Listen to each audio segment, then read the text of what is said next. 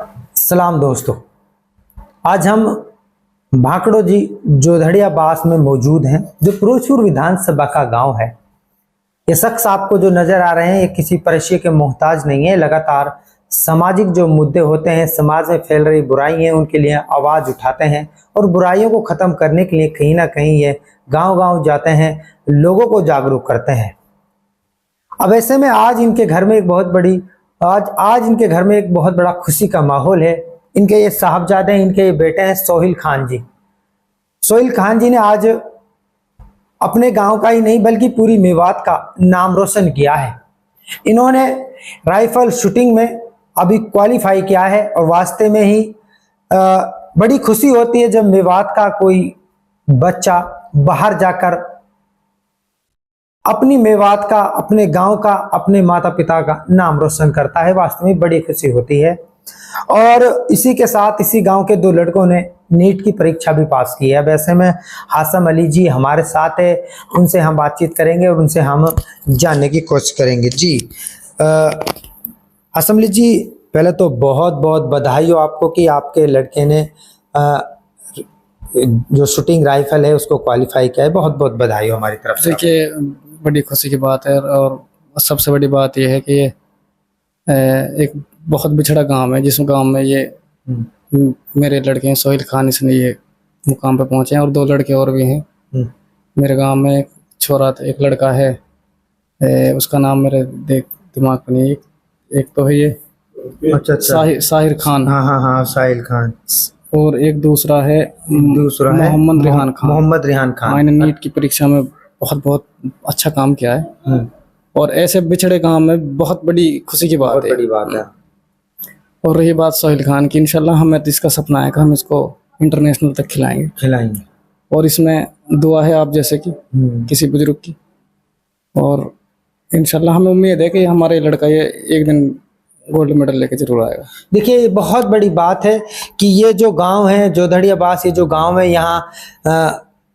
यहाँ से जो बाजार लगता है फिरोजपुर झिरका लगता है, लेकिन वहां तक जाने के लिए यहाँ पर ना तो कोई साधन भी नहीं मिलते हैं, बड़ी दिक्कत होती है। लेकिन ऐसे में इस भाई ने, सोहिल खान ने, अपनी पढ़ाई बड़ी परेशानियों के साथ की होगी कि ये जो गांव आते हैं, ये गांव पिछड़े एरिया में आते हैं, यहाँ कोई सुविधा नहीं, लेकिन फिर भी इन्होंने संघर्ष किया, इन्होंने हिम्मत नहीं हारी। और कहीं ना कहीं इनके जो पिता हैं हासम अली जी, उन्होंने भी कहीं ना कहीं पूरी मेहनत करी इनके ऊपर और आज उन्होंने वास्ते में ही ये नाम रोशन किया है। हासम अली जी, ये एक सवाल ये भी बनता है कि मेवात के कुछ ऐसे भी बच्चे हैं जिन्होंने गलत लाइन यूज कर रखी है, चाहे वो नशा हो, ओलेक्स वगैरह हो, 2 नंबर के काम हो, उनको लेकर क्या संदेश आप दोगे? देखिए, उन्हें कम से कम किसी को देख के ये सीख लेनी चाहिए कि ऐसे बिछड़े गांव में ऐसे गांव के बच्चे इस काम को कर रहे हैं, क्वालिफाई कर रहे हैं, कोई नीट का पेपर क्लियर कर रहा है। देखो, उन्हें कम से कम इनको देख के सीखना चाहिए कि नशा एक ऐसी चीज है, कहावत है बुजुर्गों की, नशा नाश कर देगा फिरोगे दाने दाने को, कटोरा हाथ में होगा ना देगा कोई खाने को। नशा वाले को ये पता नहीं है कि चाहे वो करोड़पति है चाहे वो अरबपति है, अगर उसको वो फुटपाथ पे सो सकता है। जब फुटपाथ पे सोने वाला कोई इज्जत नहीं, कम से कम ये तो देखें इसमें वो तो है नहीं कि इसकी इज्जत खराब है, उसकी समाज की में इज्जत खराब हो रही है, माँ बाप की इज्जत खराब हो रही है, गाँव की इज्जत खराब हो रही है, खुद की इमेज खराब हो रही है, पूरा सिस्टम खराब है। देखिए, नशे के ऊपर मैं तो ये कह रहा हूँ कि हमारे एसपी साहब हैं जो उसने बहुत अच्छे काम कर रहे हैं नशे के ऊपर भी। तो इंशाल्लाह हम भी गांव जाएंगे, मेहनत करेंगे अपनी, इंशाल्लाह नशे के ऊपर भी कई समाज से भी अपने मेहनत कर रहे हैं, इंशाल्लाह नशे को खत्म करके छोड़ेंगे, ये हमें पूरी उम्मीद है, नशे खत्म हो जाएगा। अच्छा, आपके बच्चे ने ये जो क्वालिफाई किया है राइफल शूटिंग, आपको बहुत खुशी हो रही है, लेकिन आपके गाँव के 2 बच्चों ने नीट की परीक्षा भी की है, उनके लिए क्या कहोगे? देखिए, मैं बहुत ज़्यादा खुश हूँ उनकी। मैंने जब ये पोस्ट पढ़ी, मेरे गांव वालों ने बताया कि हमारे 2 बच्चे ऐसे नीट के पेपर। देखिए, और एक कहावत है भाई, बांस के बड़ा में बांस होता है। तो उसके जो पिताजी थे, एक तो डॉक्टरी थे और एक तो बेचारे वो हालांकि पढ़े लिखे थे, लेकिन वो सच्चाई ईमानदारी की बात है, वो टेम्पू चलाता है। टेम्पू चलाने के बाद भी उसने अपना बच्चा पढ़ाया, फिर कहाँ पहुँचाया। देखिए, बहुत खुशी की बात है। मैं ये कह रहा हूँ कि मेरा इतना अपने लड़के से दिल खुश नहीं जितने उन दोनों लड़कों से खुश है। देखिए कितनी अच्छी सोच और कितनी अच्छी बात है। उन्होंने कहा कि जब दूसरों के बच्चों ने जो नीट की परीक्षा क्लियर की, मुझे अपने बेटे से भी ज्यादा उनकी खुशी है। ये वास्तव में ही एक अच्छे सोच के, जो अच्छी सोच के इंसान होते हैं वही ऐसा सोचते हैं। हाशम अली जी वास्तव में बहुत अच्छे इंसान है। तो ऐसे में हाशम अली जी अपने बेटे को लेकर आगे क्या किस तरीके से अपने बेटे को आगे की क्या सोचा है आपने अपने बेटे देखिए अब नॉर्थ जोन होगा, मतलब तो अब उसमें मैंने एंट्री भरी है मेरे लड़के की, तो उसमें अब जितने लड़के क्वालिफाई हुए हैं उनको उसमें से छट के खिलाया जाएगा। तो मेरा तो इंशाल्लाह ऊपर वाले से भी यही उम्मीद है कि मेरा लड़का इसमें, मैं तो चाहूँ मेडल लाए और मैं इनको इंटरनेशनल मेवात का नाम रोशन करे और मेरे एक बिछड़े गांव का भी नाम रोशन हो। और रही बात इसकी, मेरा तो ये जो सोच है, मैं तो ये चाहता हूँ कि हर आदमी, ये इतनी बड़ी बात नहीं है इसमें क्वालिफाई करना।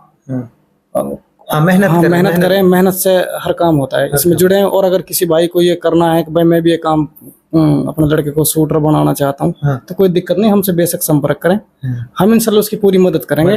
अपने बच्चे से भी ज्यादा मदद करेंगे उसकी। एक लड़का, 2 लड़के और थे मेरे लड़के ने जिसको आगे लेके गए थे, मोहम्मद परवेज आलम, एक नसीम मुरादबाज के थे वो, तो उन्हीं की वजह से मेरा लड़का यहाँ पहुंचा है। फिर इसको देख के एक मुबारक सरपंच दोहा, उसने भी अपने लड़के का इसमें एडमिशन कराया है। तो इंशाल्लाह हमें उम्मीद है जो भी कोई इसमें आ रहा है वो इंशाल्लाह पास होगा। इतनी बड़ी बात नहीं है, क्योंकि मेहनत रंग लाती है।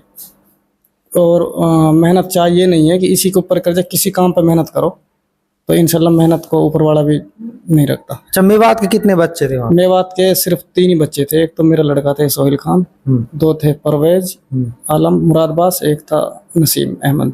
अच्छा, तो वो तीनों क्वालिफाई हो गए? हाँ, तीनों क्वालिफाई हो गए ऑलरेडी। वो पहले भी गोल्ड मेडलिस्ट हैं, तो वो तो अब दोबारा उनका मन था कि हम दोबारा अपनी मेवात का नाम रोशन करें। उस टाइम एक सोशल मीडिया नहीं थे, 2012-13 में कर लिया था। तो अब वो तो ये है कि हम अपनी मेवात का दोबारा से नाम रोशन करें। अच्छा, कौन सी जगह हुआ था ये हुआ था देहरादून हुआ था, उत्तराखंड में लगता है देहरादून। हाँ, वहाँ हुआ था। चलिए अभी हमारे साथ सोहेल इनसे बात करेंगे। अच्छा, ये बताइए सोहेल जी के कितनी खुशी हो रही है कि आपने बिल्कुल क्वालिफाई किया है, राइफल शूटिंग में क्वालिफाई किया है, कितनी खुशी हो रही है आपको? मेरे को बहुत खुशी हो रही है इस चीज से। मेरे पिताजी का बहुत दिन से सपना था कि मैं शूटिंग गेम खेलूं। मैंने एक स्टेट लेवल पर दिल्ली में किया था क्वालिफाई, ये देहरादून किया था उत्तराखंड, इसमें भी मैं क्वालिफाई हो गया। कितनी मेहनत आपके पिताजी ने आपके ऊपर की है? मैं 1.5-2 साल से इस पे मेहनत कर रहा था, उसके बाद अब क्वालिफाई हो जाए। क्वालिफाई हो गया? हाँ। अच्छा, ये बताइए कि आपने पूरी मेवात का वैसे आपने नाम रोशन किया है, जिस तरीके से आपके पिताजी ने आपके ऊपर मेहनत की है, वास्तव में ये बहुत काबिल तारीफ है। आगे जाकर किस तरीके से अपने माता पिताओं के साथ रहोगे? क्योंकि मेवात में अक्सर करके होते हैं कि बच्चे पहले कुछ बन जाते हैं, माता पिता को भूल जाते हैं। आप कहाँ क्या करोगे? मैं अपने माता पिता के साथ ही रहूंगा और आगे भी मैं और नाम करूंगा अपनी मेवात का। अब यहाँ से आगे क्या सोचा है आपने? आगे जैसा अभी आप यहाँ पर क्वालिफाई हुए, लेकिन आगे कितनी आगे और सोचा है? मैंने बहुत आगे सोचा है। मैं इसमें गोल्ड मेडल तक की सोच रखी है। इंशाल्लाह हम इसमें गोल्ड मेडल लाएंगे। तो आपने बताई कि जब आप, ये जो एरिया आता है ये पिछड़ा एरिया है, तो यहाँ बड़ी दिक्कत हुई होगी आपको पढ़ाई करने में। किस तरीके की मुसीबतों का सामना किया था? कितनी परेशानी आई थी जब यहाँ से आप पढ़ाई करते थे? हमें बहुत परेशानी आई थी, लेकिन हम यहाँ से पढ़ाई करके वहाँ पे निकल गए। फिर हमने वहाँ पे तैयारी की थी, फिर क्वालिफाई हुआ। तो ऐसे में किस तरीके से शुक्र अदा करना चाहते हो अपने पिताजी का? समझ लीजिए, मैं अपने पिताजी का बहुत शुक्रिया अदा करता हूँ इस चीज़ से कि मैं वहाँ पे क्वालिफाई हुआ और मैं आगे भी। हाँ, उन्होंने मेहनत करी। हाँ, उन्होंने मेहनत करी, मैं आगे भी इंशाल्लाह गोल्ड मेडल।